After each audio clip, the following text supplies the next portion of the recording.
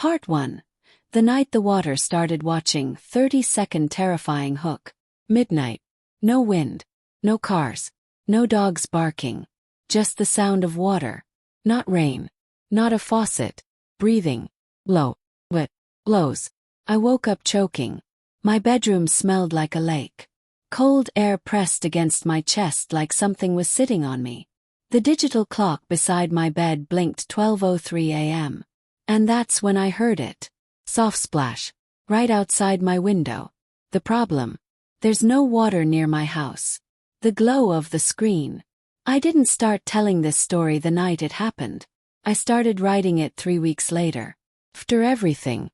The camera, if there was one, would slowly push through my apartment. Dark.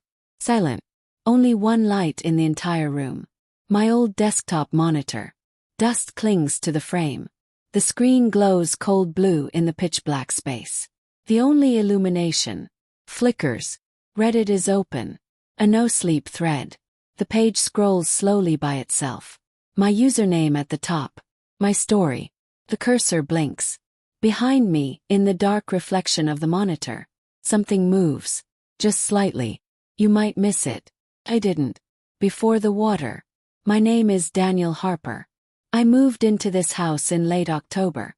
Cheap rent. Too cheap. It sat at the edge of town. Wood siding. Peeling paint. A wide backyard that sloped downward into thick trees. Peaceful. That's what I wanted. Silence. After my divorce, I couldn't stand noise anymore. Arguments echo even when the house is empty. So I moved somewhere quiet. My nearest neighbor was an older man named Mr. Wilkes. He lived about 50 yards away. He didn't smile much. Didn't blink much either. First day I moved in. He stood at the edge of his lawn watching me unload boxes. Didn't wave. Just stared. I figured he was just old. I was wrong. The first noise. The first strange sound happened 3 nights after I moved in. 12:03 a.m. Exactly. I didn't notice that detail until later. I woke up suddenly. No nightmare. No reason. Just awake. My room felt damp. Cold air pressed against my skin. Then I heard it. Left. Like someone dropped a stone into shallow water. Froze. My bedroom window faces the backyard. There's grass. Trees. No lake. No pool. Nothing. Another splash. Closer this time. My heart thudded so loud I thought whoever was outside could hear it. I slowly sat up. Listen. Silence. Rip. Rip. Rip. Like water falling onto wood. I grabbed my phone. Turned on the flashlight. Walked to the window. The beam cut through darkness. Grass. No movement. But something felt wrong. The ground looked darker. Wet. Like it had just rained. Except it hadn't rained in over a week. I told myself I was tired. New house. New sounds. Houses make noise. Wood expands. Pipe shift. It's normal. That's what I kept repeating. It's normal. The smell. The next morning the smell hit me. When I stepped outside to get the mail I noticed it. Lake water. You know that smell. Metallic. Earthy. A little rotten. It was faint but it was there. And the grass in my backyard. Oh. Like someone had poured buckets of water across it. I walked down the slope toward the tree line. Halfway down I stopped. There were footprints. Leading from the trees toward my house. The impressions were deep. Filled with water. My stomach twisted. They stopped 5 feet from my back door. And turned around. Back toward the trees. I didn't call the police. I don't know why. Something inside me said, don't. The warning. That afternoon Mr. Wilkes walked over. First time he'd approached me. He didn't step onto my porch. Just stood at the bottom of it. You hear it yet? He asked. His voice sounded dry. Like leaves scraping concrete. Hear what? He stared at my backyard. The water. My throat tightened. I don't have water back there. He blinked slowly. You do at night. Forced a laugh. Look, if this is some kind of joke. Stay away from the trees after midnight, he interrupted. Then he turned and walked back to his house. No explanation. No goodbye. Just that. Stay away from the trees after midnight. The hidden path. That evening I couldn't stop thinking about the footprints. So just before sunset I went back there. This time I pushed past the tree line. Branches scratched my arms. The air felt colder immediately. The forest floor was damp. After about 20 yards I found it. Path. Narrow. Sunken. Like it had been walked hundreds of times. Sloped downward. Followed it. The deeper I went, the quieter the world became. No birds. No wind. Just my breathing. Then I heard it. Rhythmic. Water. My pulse spiked. There shouldn't be water here. The path opened into a small clearing. And there it was. Pond. Dark. Almost perfectly circular. I swear to you, it wasn't there before. I had checked maps before buying this place. No pond. No water source. Nothing. But there it was. The surface reflected the sky like black glass. I stepped closer. The smell was stronger now. Metallic. The water moved slightly. Not from wind. From something underneath. Backed away. That's when I saw it. Something floating near the center. Just below the surface. I leaned forward. Sank. Slowly. Like it knew I was looking. Ran. Night 2. 12:03 a.m. Left. But this time it wasn't outside. It was inside. From the hallway. I sat upright in bed. Water dripped onto the hardwood floor. I could hear it spreading. Low. Deliberate. My bedroom door was open. The hallway beyond was dark. Then I saw it. Wet footprints. Peering one by one. Walking toward my room. No body attached. Just prints forming on the wood. Rip. Rip. They stopped at my doorway. I couldn't breathe. The air felt heavy. Like I was underwater. A shadow moved across the wall. Distorted. Gone. The footprints began retreating. Back down the hallway. Toward the living room. Toward the back door. I didn't move for hours. When morning came, the floor was dry. No marks. No water. Nothing. The message. That afternoon I found something nailed to my back door. Piece of wet cardboard. 3 words written in black ink. It remembers you. My chest tightened. Remembers me. I had never been here before. Or had I? The thought hit me like cold water. When I was a kid, I used to have nightmares. About drowning. About something pulling me down by the ankle. I always thought they were just dreams. But what if? That's stupid. Coincidence. Just stress. But deep down I knew. This wasn't random. This was personal. Someone disappears.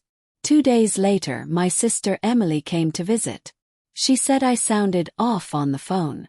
I didn't tell her everything. Just that I'd been having trouble sleeping. We sat in the living room that evening. I avoided looking at the backyard. Around 11:50 p.m., Emily stood up. "I'm going to get some air," she said. "Don't go near the trees," I snapped. She laughed. "Relax." She stepped outside. I watched the clock. 11:59. 12 o'clock. 12:01. Left. From outside. "Shut up." "Emily." No answer. I ran to the backyard. The trees swayed slightly. The ground was wet again. "Emily." A faint voice echoed. From the forest. "Dan." Sounded distant. Choking. I ran toward it. Down the path. Into the clearing. The pond was glowing faintly under the moonlight. The water wasn't still anymore. Churned. Violently. "Emily." Then I saw her. In the center. Half submerged. Arms reaching up. Her eyes wide with terror. Something was pulling her down. I sprinted to the edge. Reached out. But the water surged upward. Like a hand. And dragged her under. The surface went still. Completely still. No ripples. No bubbles. Nothing. I dropped to my knees. Screaming. But there was no splash. No struggle. Just silence. Cliffhanger ending part 1. I don't remember walking back to the house. I don't remember sleeping. But at 12:03 a.m. the next night, my phone buzzed. Text message. From Emily. It contained only one sentence. It's deeper than you remember. An attached photo, taken from underwater. Looking up. Me. Standing at the edge of the pond. Part 2. It knows my name. I didn't sleep. I just stared at the photo on my phone until the sun came up. The image was clear. Too clear. Moonlight cutting across the pond. My silhouette at the edge. And the angle. It wasn't taken from the shore. It was taken from beneath the water. Looking up at me. There was something else in the frame. Behind my legs. Blur. Long pale. Human shape. Watching me. I checked the time the photo was sent. 12:03 a.m. Exactly when the water had taken her. My hands shook so badly I almost dropped the phone. I called Emily. Straight to voicemail. Called again. Then I listened to her last voice message from earlier that evening. Hey, I'm outside. It's peaceful out here. I think you're just stressed, Dan. Nothing weird. Just trees. Her voice sounded normal. Live. Called the police. A search. 2 patrol cars arrived within 20 minutes. Red and blue lights cut through the morning fog. The air still smelled like lake water. I tried to explain. She went toward the trees. There's a pond back there. The younger officer frowned. A pond? Yes. I found it 2 days ago. He exchanged a glance with his partner. Sir, there's no registered body of water on this property. I know what I saw. They searched anyway. We walked through the trees together. But something was wrong. Path. It was gone. No sunken trail. No damp soil. Just thick underbrush. We pushed through another direction. Nothing. No clearing. No pond. Just forest. I started to feel dizzy. It was right here, I insisted. The older officer studied me carefully. Mr. Harper, have you been sleeping? That question hit harder than it should have. Because I hadn't. Not really. But I knew what I saw. I led them to where the clearing should have been. Me. No water. No footprints. No sign Emily had ever been there. The officer's expressions changed. Not concern. Suspicion. The doubt. After they left, the house felt smaller. Quieter. Too quiet. The police promised to list Emily as missing. They took my statement. Asked about mental health history. I didn't blame them. If I heard this story from someone else, I'd question it too. But that photo. I still had it. Proof. Except when I opened my gallery again. It was gone. Deleted. No trace. Not in trash. Not in cloud backup. Just gone. And that's when I noticed something else. My wallpaper had changed. It wasn't my usual skyline photo. It was water. Dark water. Moving slowly. Like a live image. And if I tilted the phone slightly, it looked like something was moving beneath the surface. I threw the phone across the room. It hit the wall. The screen went black. But for a split second before it shut off, I saw a face in the reflection. Not mine. Mr. Wilkes returns. That evening there was a knock at my door. Low. 3 times. Opened it. Mr. Wilkes stood there. Same blank expression. You lost someone, he said. It wasn't a question. My chest tightened. Did you see anything? He looked toward the trees. It takes who it wants. What is it? Snap. He didn't react to my tone. It wasn't always there. What wasn't? The water. My pulse pounded. He stepped closer this time. Closer than before. It appeared 43 years ago. The air between us felt cold. After the drownings. I swallowed. What drownings? He stared at me for a long moment. You should ask your parents. My stomach dropped. My parents have never been here. He blinked. Yes, they have. The records. I didn't want to believe him. But I couldn't ignore it. So I drove into town. Small library. Older building. Smelled like paper and dust. I asked the librarian about property history. She gave me access to local archives. Microfilm. Newspaper clippings. And that's where I found it. June 1983. Local boy nearly drowns in forest pond. The article was small. Short. It mentioned a 7-year-old boy who wandered into the woods behind his family's temporary rental property.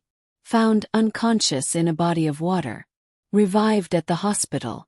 No pond had previously been reported in that area. The boy's name. Daniel Harper. My vision blurred. My parents told me I almost drowned once. At a campground. Not here.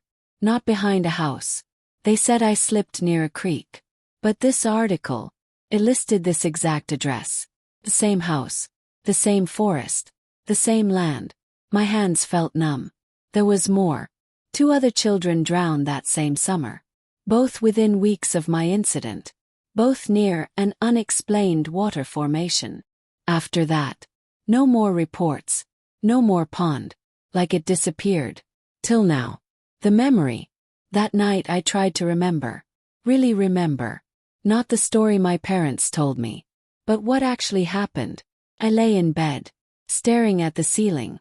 12:02 a.m. My heart was already racing. Closed my eyes. And I forced myself to think back. Trees. Sunlight. The smell of mud. I remember walking alone. Hearing water. Being curious. I remember stepping closer. The surface was smooth. Too smooth. A glass. I remember leaning over it. Seeing my reflection. But it wasn't copying me. It was smiling. Something grabbed my ankle. I gasped and sat upright. 12:03 a.m. Left. From the living room. I didn't hesitate this time. I grabbed a flashlight. Walked into the hallway. The hardwood floor was wet again. Cold water soaked into my socks. Dripping from the ceiling. I looked up. Dark stains spreading above me. As if something was leaking through the roof. Then the sound changed. Not splashing. Breathing. But heavy. From the living room. I stepped forward slowly. The beam of my flashlight shook in my hand. And then I saw it. The back door was open. Water pooled across the floor. And leading from the doorway. Trail. Dragging marks. Like something heavy had been pulled inside. My heart nearly stopped. Emily. Silence. A whisper. Right behind me. Dan. I spun around. No one there. But the mirror on the hallway wall showed something else. Tall shape. Standing directly behind me. Head tilted. Water dripping from its fingers. I turned again. Nothing. But when I looked back at the mirror, it was closer. Its face pale. Swollen. Eyes wide and unblinking. And its mouth. Moving. Like it was trying to say something. The mirror cracked down the center. I stumbled backward. The lights flickered. And then everything went dark. Pattern. When power returned minutes later, the house was dry again. No water. No footprints. No dragging marks. Just silence. I started noticing the pattern. It only happened at 12:03 a.m. Exactly. Every night. The same time I nearly drowned as a child. The same time Emily disappeared. The same time the photo was sent. I checked the old article again. It mentioned the boy was found at 12:03 a.m. Resuscitated at exactly 12:03. My chest tightened. Was that when it marked me? Was that when something else came back with me? The next message. The next night I didn't go to bed. I sat at my desk. Computer screen glowing in the darkness. Blue light filling the room. The Reddit page open. Cursor blinking. As if waiting. 12:02 a.m. The air grew colder. The screen flickered. Static rolled across it. Then the page refreshed by itself. A new comment appeared on my post. Username, below the surface. Comment. You were supposed to stay. My breath caught. The screen glitched. And then another message appeared. Private message. Attachment included. Opened it. Video file. Shaky. Dark. Underwater footage. The camera drifting slowly. And then, Emily. Floating. Open. Hair spreading around her like ink. She wasn't moving. But her eyes. They shifted. Toward the camera. Toward me. Her lips parted. Bubbles escaped. And even through the distortion, I could read what she mouthed. You left me. The video cut. My computer screen went black. And in the reflection, the room wasn't empty anymore. Water covered the floor, up to my ankles, rising. And behind me, something stood in it. Waiting. Part 3. The thing beneath the surface. Cold fingers tightened around my ankle. Not imagined. Not sleep paralysis. Real. Wet. Freezing. Kicked hard. My heel hit something soft. Something that felt like soaked fabric stretched over bone. The grip loosened for half a second. I lunged forward, crashing into my desk. The room was pitch black. No power. No light except the faint glow from outside the window. But I could still feel it. Water swirling around my feet. Rising. Slowly. Deliberately. I reached for my flashlight on the desk. Clicked it on. The beam cut through darkness. Dry floor. No water. No footprints. Nothing touching me. My socks were dry. But my ankle burned with cold. I looked down. Bruising. 5 long finger marks. Turning purple. 12:04 a.m. Stopped exactly 1 minute later. Every time. Like a performance with strict timing. I stood there shaking, staring at the clock on my stove. 12:04 a.m. Silence returned. Not peaceful silence. Watching silence. The kind that waits. I locked every door. Closed every curtain. And for the first time since moving in, I considered leaving.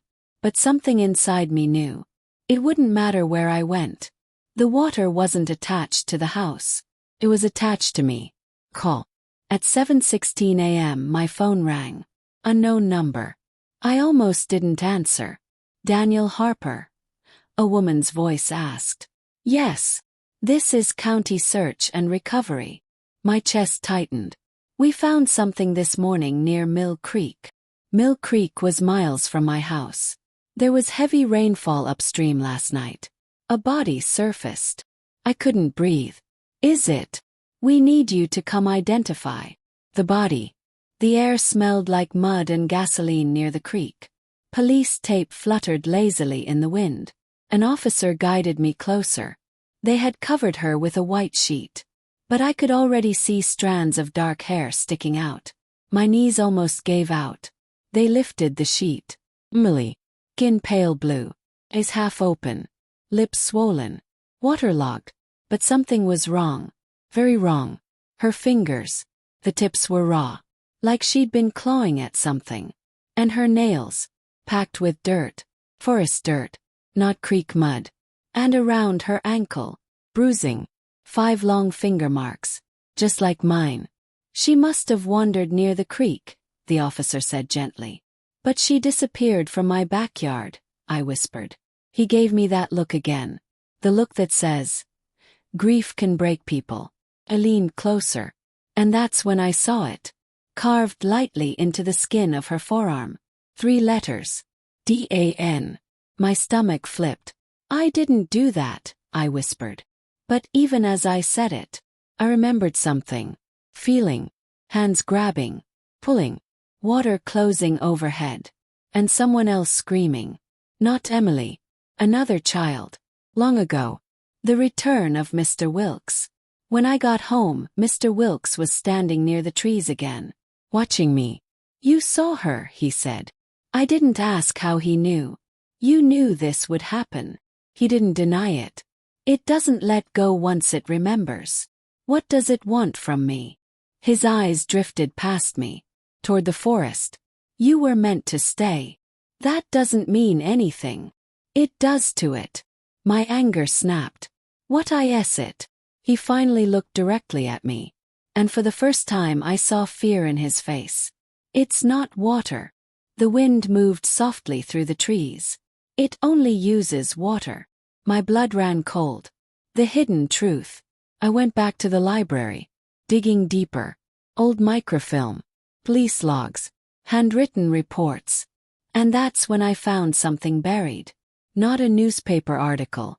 A missing persons report. Dated July 1983. 3 days before my near drowning. Child's name, Lucas Meyer. Last seen playing in woods near rental property. Never found. I stared at the black and white photo attached to the report. Freckled face, crooked smile, and something inside me shifted. A memory cracking open. The real memory. I was there. Not alone. Lucas was with me. We dared each other to go deeper into the woods. We heard the water together. Found the pond together. It wasn't large, but it felt deep. Lucas leaned closer to see his reflection. I remember laughing, then pushing him. Just lightly.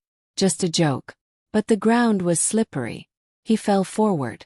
Into the water. He didn't surface immediately.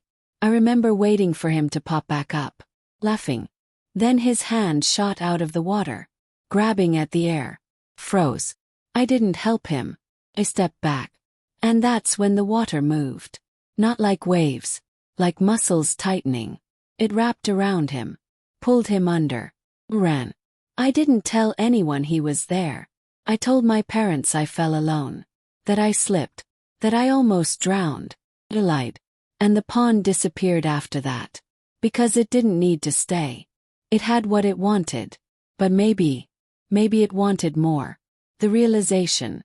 It remembers you. That's what the sign said. It remembered the push. The cowardice. The light.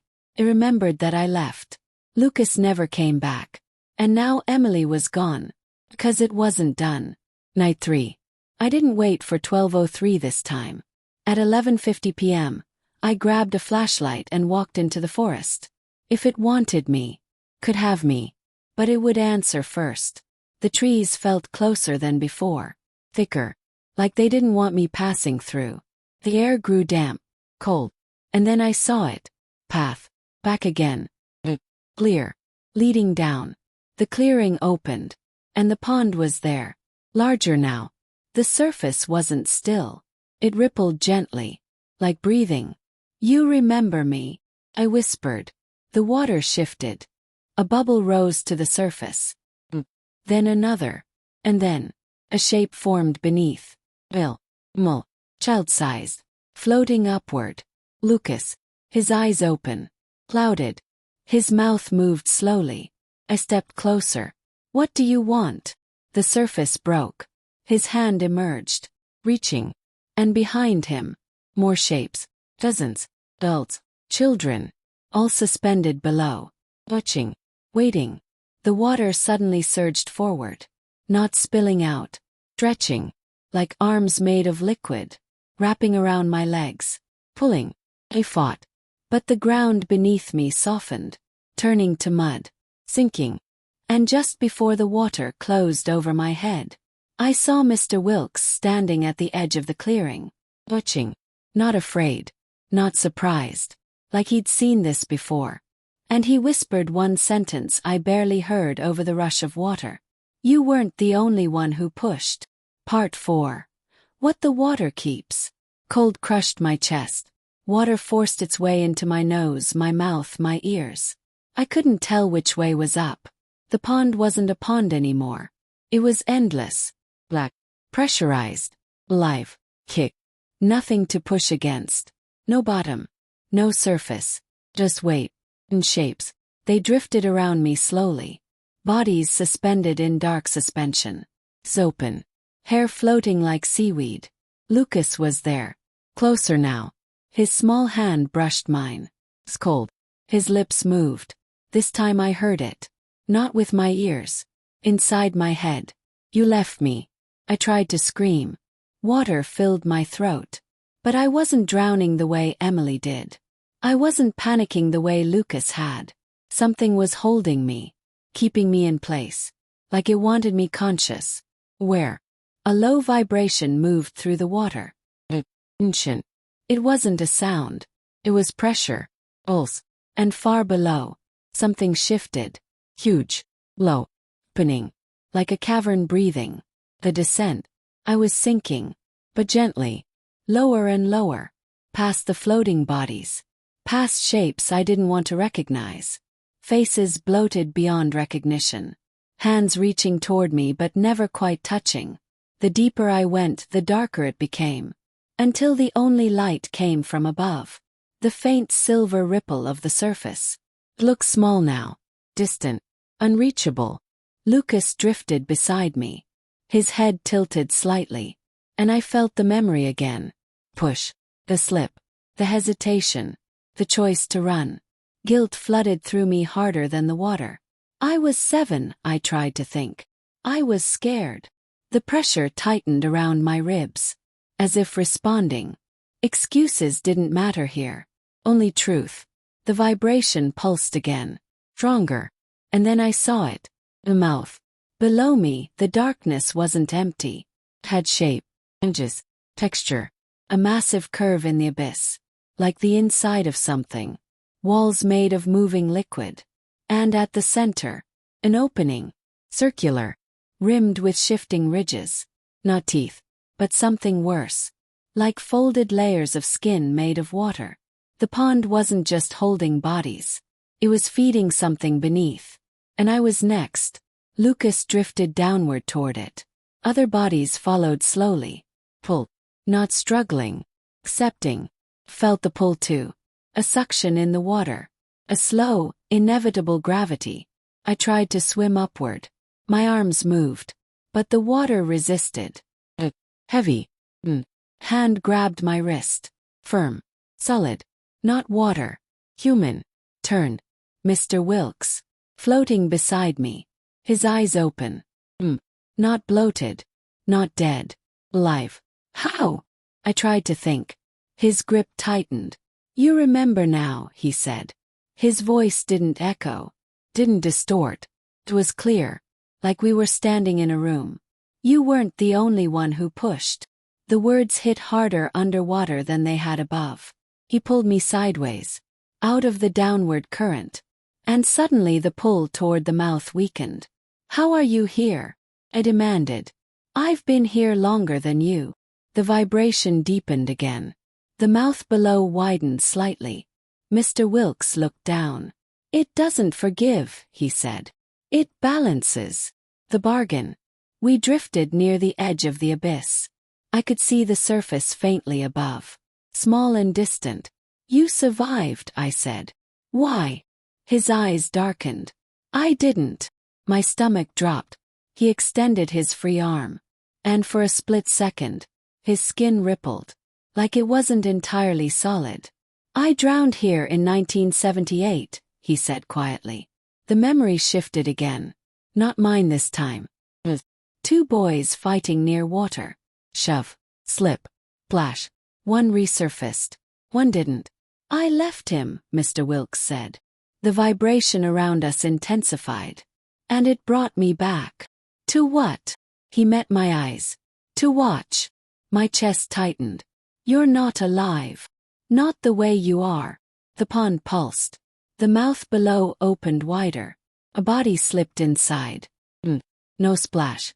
No resistance. Just swallowed by darkness. It keeps what it's owed, he continued. But sometimes it lets one return. Why? To carry the weight. The realization spread through me slowly. You're part of it. He didn't answer. Because he didn't need to. The escape. The pull downward surged again. Stronger this time. Lucas drifted closer to the mouth. His small fingers reached toward me. Not accusing. Just reaching. I tried to grab him. But my arm wouldn't move. Mr. Wilkes tightened his grip on me instead. You can't save him. I have to try. You had your chance. The words cut deep. The mouth opened wider. A low hum filled the water. Like satisfaction. Like hunger. Mr. Wilkes suddenly shoved me upward. Hard. The water around me changed direction instantly. Rushing. Spinning. I shot toward the surface violently. Lucas' face disappeared below. The last thing I saw before breaking through was the mouth closing around him. Breaking the surface. I exploded into air. Gasping. Puffing. The night sky above me. Moonlight. Cold wind. I crawled onto the muddy edge of the clearing. The pond behind me went completely still. Like nothing had happened. I lay there shaking. Water poured from my clothes. From my lungs. From my nose.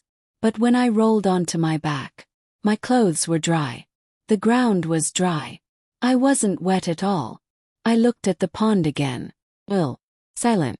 Reflecting the stars. No sign of what was beneath. Mr. Wilkes was gone. No footprints. No disturbance. Just trees swaying softly. The mark.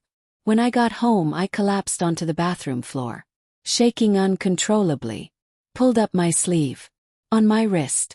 Mark. Circular. Like something had wrapped around it tightly. Dark blue. Bruised. But not shaped like fingers. Shaped like a ring. Like the rim of that mouth. I stared at it until my vision blurred. Then I heard it. Dripping. From the sink. One drop at a time. I looked up. The faucet was off. But water still formed at the tip. Rip. Rip. Rip. The mirror above the sink fogged slowly. Even though the room wasn't warm. Condensation formed. Spreading. And then. Letters traced themselves into the fog. Slowly. Like a finger writing from the other side. Youcameback. My pulse thundered. The lights flickered. The bathroom door creaked behind me. Turned slowly. The hallway was dark. But at the end, water pooled again. Spreading outward. Creeping toward the bathroom. And within the reflection of that water, I saw it. Not Lucas. Not Emily. Not Mr. Wilkes. Something taller. Waiter. Its form unstable. Like a body trying to hold shape. Standing in the middle of my living room. Watching me. Waiting. The realization. It wasn't finished. Let me surface. Let me breathe. But it marked me. I wasn't prey. I wasn't witness. I was something else. Something chosen. The water began moving toward me slowly. Crawling across the floor like it had intention. Like it knew exactly where I was kneeling. And in that shifting reflection, I saw my own face. But not as I am now. Older. Softer. Smiling faintly. Like Mr. Wilkes used to. And behind that reflection, dozens of shapes moved in the dark liquid. Part 5. The watchers don't sleep. The water didn't fall. It didn't crash. It didn't behave like water at all. It held its shape. A vertical wall sealing the bathroom. Dark. Reflective. Breathing. The surface shimmered inches from my face. I could see my reflection clearly. But it wasn't copying me. It was calmer. Still. Smiling faintly. Like it understood something I didn't. You're ready to watch. The whisper echoed again. Not from outside. From inside my skull. My ears popped. Pressure built around me. The air in the bathroom grew heavy. Damp. Cold. The mirror behind me cracked slowly from top to bottom. Not shattered. Split. Like something was pushing outward from inside the glass. The water walls pulsed once. Twice. Then the ceiling above me began to drip. Except it wasn't dripping downward. Drops formed on the floor. And rose upward. Defying gravity. Joining the liquid wall.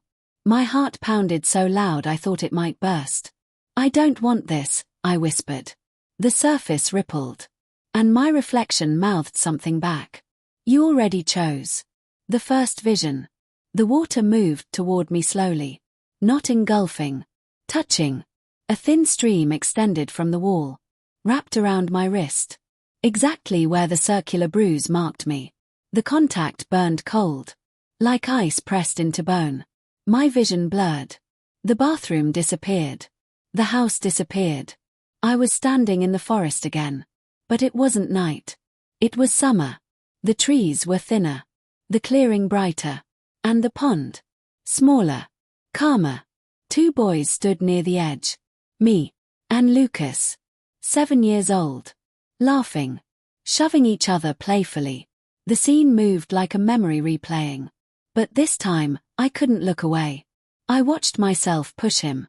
Watched him slip. Watched him fall.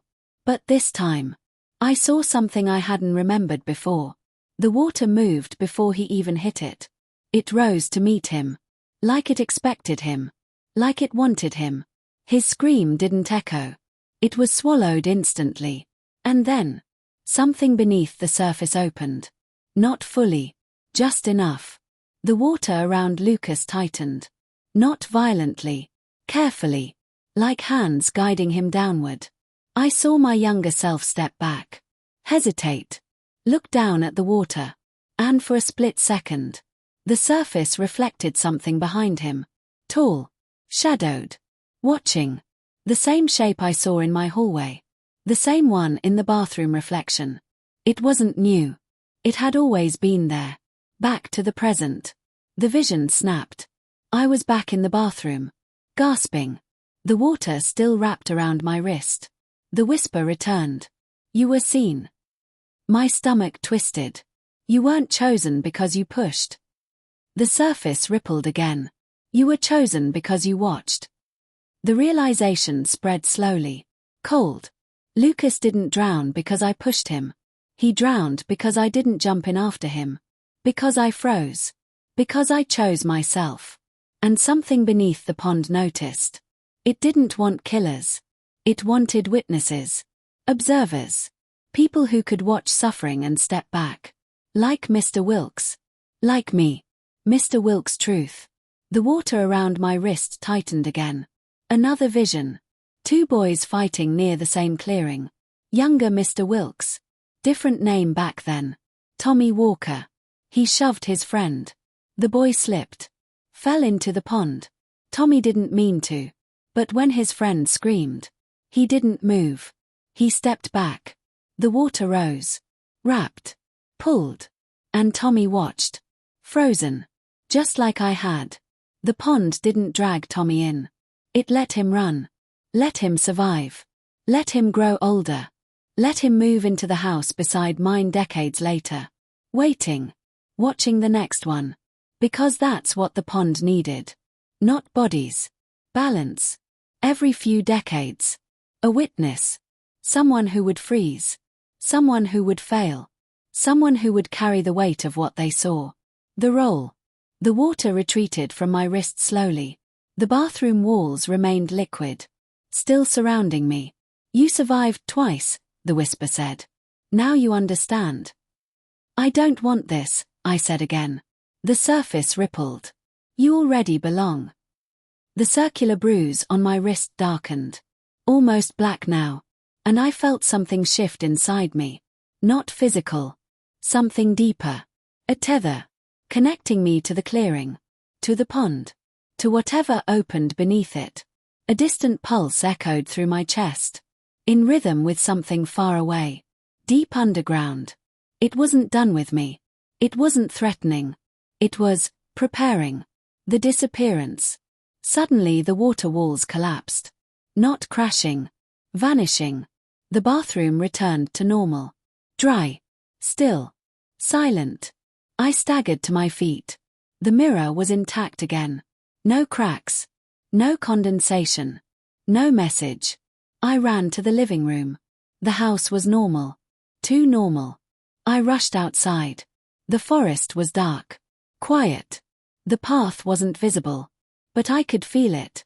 Like a map inside my head. I knew exactly where it was. Exactly how far. Exactly how deep. And then I noticed something else.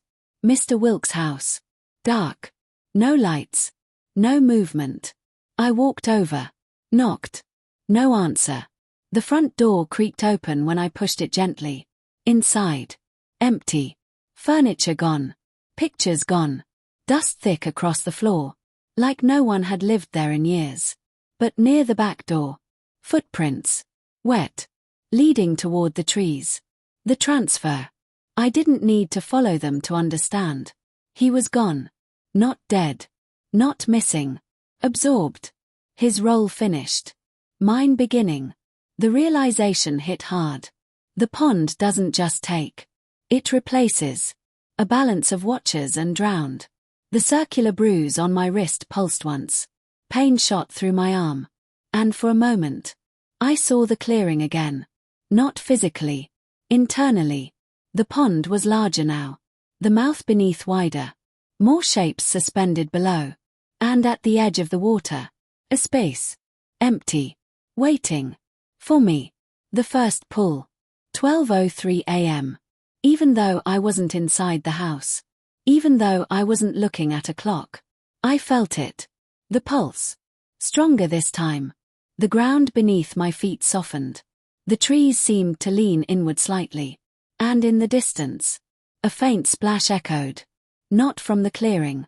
From somewhere else. Closer to town. Someone else. Another child. Another curious step toward dark water. And I understood. I wasn't meant to drown. I was meant to feel it happen. To know. To witness. The bruise burned. Images flooded my mind. A teenage boy near a drainage ditch. Leaning too close. A slippery edge. A fall. Water rising unnaturally fast. And somewhere in the darkness, a presence watching. Through me. Using me. The splash echoed again. Far away. Followed by silence. Then the whisper returned. Soft. Satisfied. Balance. Part 6. The weight of watching. I wasn't at Mill Creek. But the photo said I was. The news alert glitched slightly as I stared at it. The reflection in the creek water was clear. Me. Standing at the edge. Hands at my sides. Watching the dark surface. Except I remembered exactly where I'd been at 12:03 a.m. In my yard. Near the trees. Feeling the pull. So how was I there? The image zoomed automatically. Closer. The reflection's face sharpened. It wasn't just me. It was older. Calmer. Expressionless. Like Mr. Wilkes used to look. My stomach dropped. The bruise on my wrist pulsed again. Hard. Pain shot up my arm into my chest. And suddenly, I could see it. Not through my eyes. Through something else. The shared sight. Mill Creek. Dark. Cold moonlight reflecting off shallow water. The missing teen stood at the edge. 16 maybe. Phone flashlight on. Laughing nervously to himself. Filming something. Trying to prove to friends he wasn't scared. He stepped closer. The mud shifted. The water rippled before he even touched it. My chest tightened. I tried to move. To shout. To warn him. But I wasn't there. I was only seeing. Through the pond. Through whatever lived beneath it. The boy slipped. Not violently. Just enough. 1 foot into the creek. He laughed again. Embarrassed. Then the water rose. Subtle. Like a tide swelling. Wrapping around his ankle. His laughter stopped. He tried to pull free. The mud hardened around his other foot. His balance broke. He fell forward. Splash. He screamed once. And the water swallowed him whole. Not downward. Sideways. Like something opening beneath the surface. And as the creek stilled, I saw myself again in the reflection. Watching. Not helping. Unable to. Or unwilling to. The vision snapped. Back in my body. I dropped to my knees in my yard. Gasping. My heart hammered violently. The trees felt closer than ever. Like they were listening. The bruise on my wrist had changed. It wasn't just dark anymore. Thin lines extended outward from it. Like veins spreading beneath my skin. Like roots. The whisper came again. You feel them. I shook my head violently. No. You see them. I covered my ears. It didn't matter. The voice wasn't outside. It was threaded through me. You are balance. The choice that wasn't. I stumbled back into my house. Locked the door. Closed the blinds. Like any of that would help. The house felt wrong now. Less like shelter. More like an observation room. A place to monitor events I couldn't stop. The computer screen flickered on by itself. Blue light filling the dark living room. Reddit open. My story thread. New comments flooding in. Usernames I didn't recognize. Below the surface. Still waters wait. Balance keeper. They weren't arguing. They weren't mocking. They were thanking. Thank you for watching. Balance must continue. You're stronger than the last one. My breathing grew shallow. The webcam light turned on. I hadn't touched anything. On the screen. Live footage of my living room. But the waterline reached halfway up the walls. Floating shapes drifted slowly behind me. And in the reflection of the monitor, I wasn't alone. A tall, unstable silhouette stood directly behind my chair, its shape shifting constantly, like liquid trying to hold human form. It leaned closer to my reflection, and though it had no clear mouth, I heard it clearly. "You're almost ready." Mr. Wilkes' final memory. Without warning, another memory flooded in. Not mine. His. Mr. Wilkes in his house years ago. Older. Alone. Feeling the same pull. The same bruise. The same shared sight. He watched dozens over decades. Children.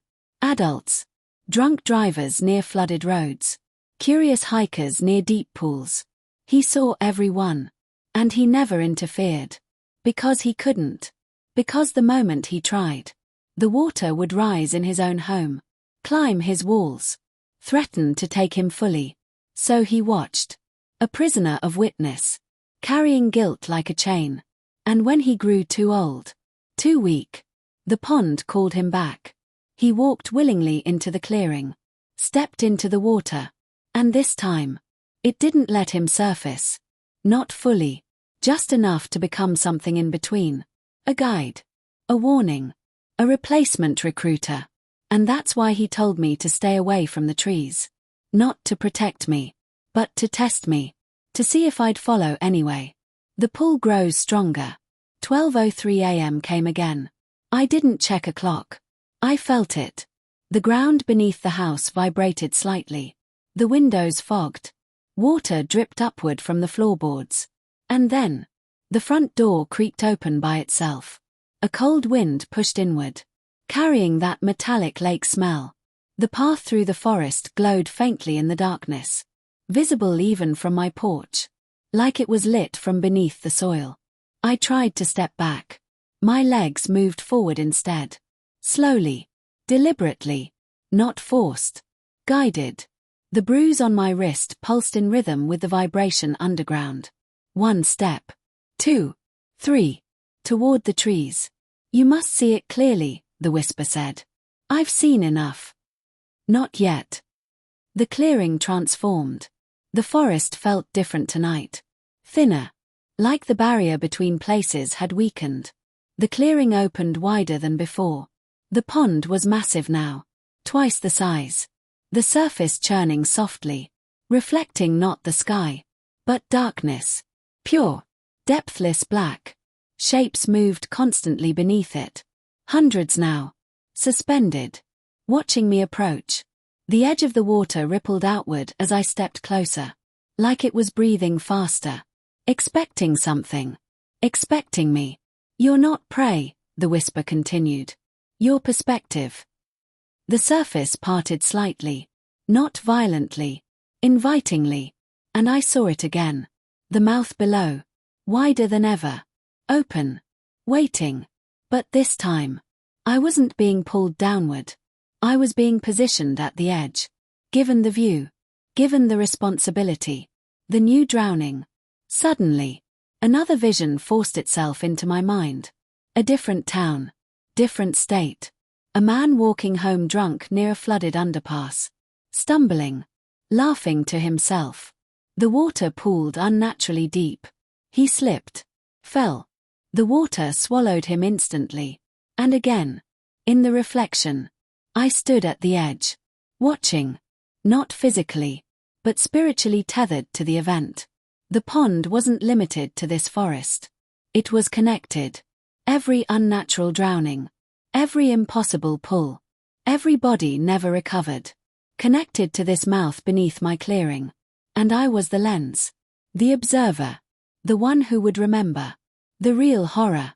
I finally understood. The pond didn't just take randomly. It fed something ancient beneath the surface. Something that required witness. Conscious acknowledgement. Balance. For every life taken, there had to be someone who carried the memory. Who knew it wasn't accidental. Who felt the weight. That was the exchange. The drowned fed the mouth. The watcher fed the guilt. And the system continued. Endlessly. Until the watcher grew too heavy. And was replaced. Cliffhanger. Part 6. The water at the edge of the pond began rising again. But this time, It formed a shape in front of me. Not unstable. Not shifting. Clear. Solid. Human. And when it stepped fully out of the water, I froze. Because it wasn't Lucas. It wasn't Mr. Wilkes. It wasn't Emily. It was me. Smiling calmly. And it said one quiet sentence. It's time you stop watching. Part 7. The one who stays. It's time you stop watching. The thing wearing my face stood at the edge of the pond. Perfect posture. Perfect stillness. Moonlight reflected off its skin like it was made of polished glass. Except it wasn't glass. It was water. Compressed. Shaped. Alive. It smiled the way I used to smile in photos. Before all of this. Before the drownings. I don't want this, I said. My voice sounded small in the clearing. The forest was completely silent now. No insects. No wind. Even the trees felt frozen. The water version of me tilted its head. You said that before. Before what? Before you ran. The bruise on my wrist pulsed violently. The pond rippled in response.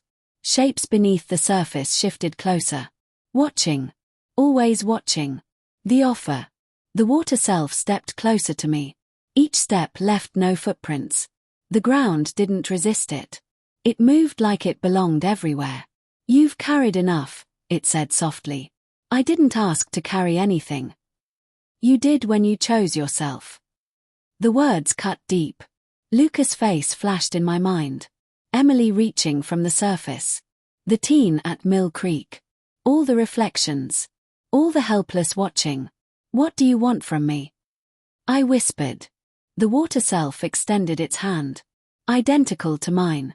Except colder. Translucent. You can end the watching. My breath caught. How? It glanced toward the pond. The mouth beneath it pulsed slowly. Patient. You take the place below. My stomach dropped. And then? You won't feel the weight anymore. The bruise on my wrist burned like fire under ice. And who watches? The water self's smile widened slightly. Someone else. The truth behind the role. The forest darkened further as if the moon itself dimmed. You think this is punishment, it continued. It isn't. Then what is it? Continuation. The word echoed unnaturally. The mouth below doesn't need bodies. It pointed toward the pond. It needs perspective. I felt something tighten in my chest. The drowned feed it. The watcher shapes it. The one below directs it. A cold realization crept over me. There's always something inside. The water self nodded. Not always the same thing. The shapes beneath the surface shifted again. And I saw it clearly now. At the very bottom. A core. A mass. Not entirely liquid. Not entirely solid. Ancient. Layered. Composed of something far older than any of the bodies floating above it. And within that core. Faint outlines. Human. Merged. Eyes embedded in darkness. Faces dissolved into each other. The previous ones below. They weren't devoured. They were integrated. The directors. The origin of the pull. The intelligence behind the balance. You want me to become that, I said slowly. Yes. And if I refuse? The smile vanished. The water self stepped closer. Until it was inches from me. You don't. The shift. Suddenly the clearing flickered. Like a glitch in reality. For half a second. The forest disappeared. The pond disappeared. I was standing in my living room. Water halfway up the walls. Bodies floating past the windows outside. The water self stood across from me still. You're already halfway there. It raised its hand. And I felt my vision split. Half of me still in the clearing. Half of me seeing through the pond. Multiple drownings at once. A fisherman slipping off a dock in another state. A child falling into a pool. A car sinking slowly into a flooded road. All at 12:03 a.m. All connected. All witnessed through me. The overload nearly made me collapse. You feel the network now, it said calmly. This is what the one below carries constantly. I clutched my head. I can't handle this. You will. The real fear. I thought drowning was the worst part. It wasn't. Watching is worse. Knowing every single time. Feeling every last breath. The panic. The regret. The split-second realization that no one is coming. And being unable to intervene. The water self stepped closer. It's mercy, it whispered. You dissolve into it. You stop feeling separately.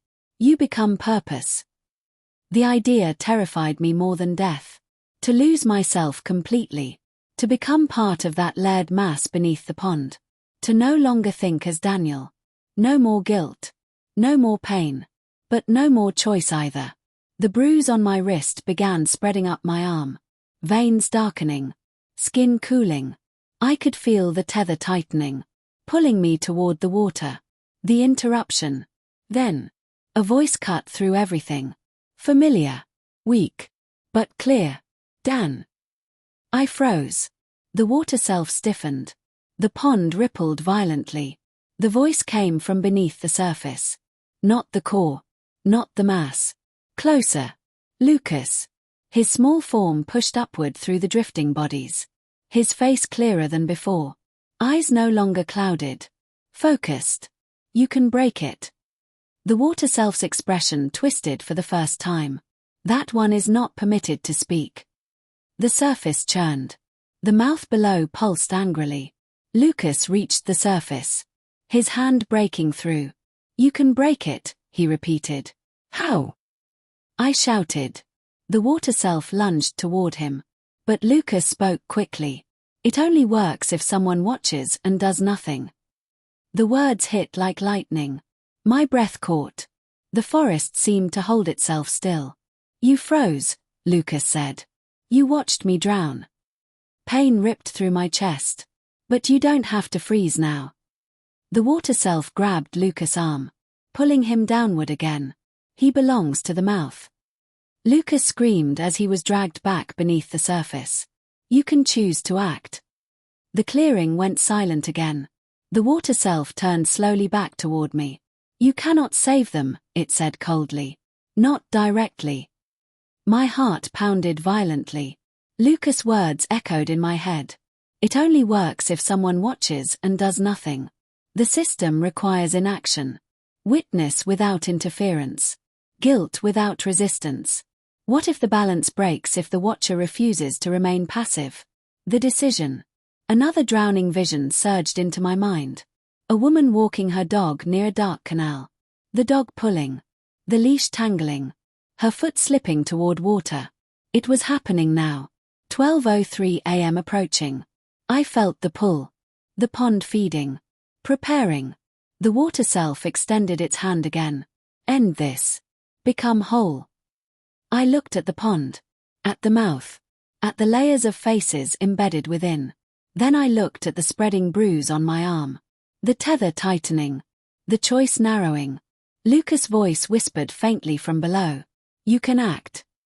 The vibration beneath the clearing intensified. The mouth opened wider. Demanding resolution. And for the first time, I stepped forward. Not toward the water self. Toward the pond. Part 8. The mouth keeps its promise. I hit the water with a force I hadn't used in decades. Cold. Black. Infinite. The pond swallowed me, but I didn't feel the pull downward immediately. I could see the surface above me. Moonlight fractured through the water like broken glass. The mouth below opened slowly. Vast. Endless.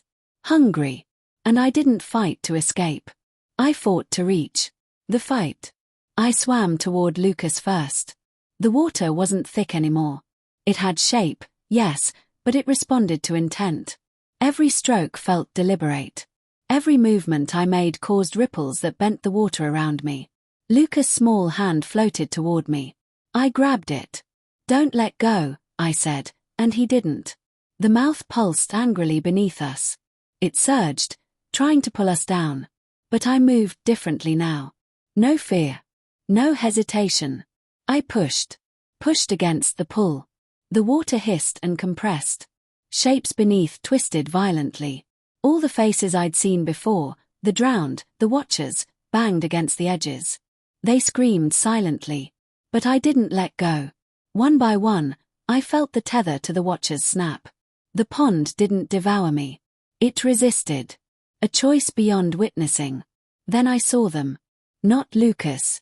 Not the drowned. Not the watchers. The water self. Me. The one who had offered surrender. It was screaming now. But not with words. The ripples carried its anguish. You can't change it, it screamed in thought. I realized the truth. The mouth, the pond, the watchers, none of it was sentient alone. It responded to choice. To willingness. It required the watcher, but it didn't force the watcher to obey. It never had. Until now. I gritted my teeth. I understood. I didn't have to watch anymore.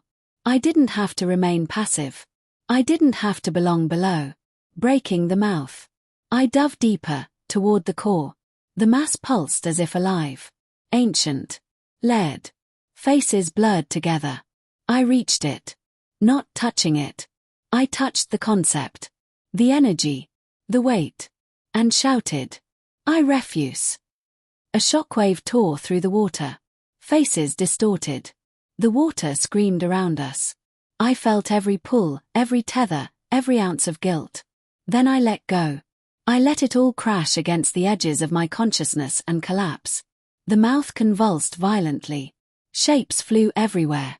The water self screamed and shattered like glass. The pond itself seemed to vibrate, pulse, and then it stilled. Calm. Frozen. Empty. Surfacing. I and Lucas broke the surface together. We coughed violently.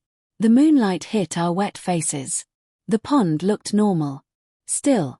Harmless. Trees swayed. Crickets chirped. Nothing unusual. I pulled Lucas out fully. He was alive. Shivering, pale, but alive. We looked back. The pond, now a reflection of calm water, just a pond, didn't move. The clearing was empty. No shapes beneath. No watchers. No water self. Nothing. For the first time, silence felt peaceful. Aftermath. We never spoke of the pond publicly. Never mentioned it online. We didn't tell the police. No one knew Emily, Lucas, or the Mill Creek teen existed. The missing reports vanished. The pond was just a pond. I checked the bruise on my wrist. It was gone. No tether. No veins. No reminder. Except memories. And the lesson. I understood what it had been teaching. Witnessing doesn't require surrender. Fear can be overcome. Balance exists, but it isn't absolute. The pond, the watchers, the mouth, whatever ancient thing had been feeding there, it had respected choice. I chose action. The warning. Years later, I walk past the forest clearing occasionally. The pond looks ordinary. But I never forget. At night, I sometimes feel the faint pulse in my veins around 12:03 a.m. A reminder. The watchers may return. Somewhere. Somewhen. And if you ever see the water ripple unnaturally, if you see the reflection smile when you aren't smiling, remember. It doesn't take the guilty. It takes the passive. It feeds on hesitation. And sometimes, just sometimes, if you act when fear grips you most, you can break the cycle. The final thought. I am not a hero. I am not unafraid. I am only a man who learned the weight of watching. And how to finally let go. But the pond is patient. It waits. It always waits. And one night, it may look back at you and whisper softly, "Come watch." Moral a lesson of the story. Fear and inaction can weigh far heavier than danger itself. The story shows that witnessing suffering without acting, even out of fear, creates a burden, a chain of guilt that can consume a person. True courage isn't about avoiding danger. It's about making a choice to act, even when it terrifies you. The pond and its watchers are a metaphor for the consequences of inaction. The more you freeze, the more the weight builds. By facing fear and taking responsibility, you can break cycles of harm, protect others, and free yourself from the haunting grip of guilt. White heavy check mark key takeaway. Don't be passive in moments that matter. Fear can paralyze, but action, even imperfect action, can save lives and yourself.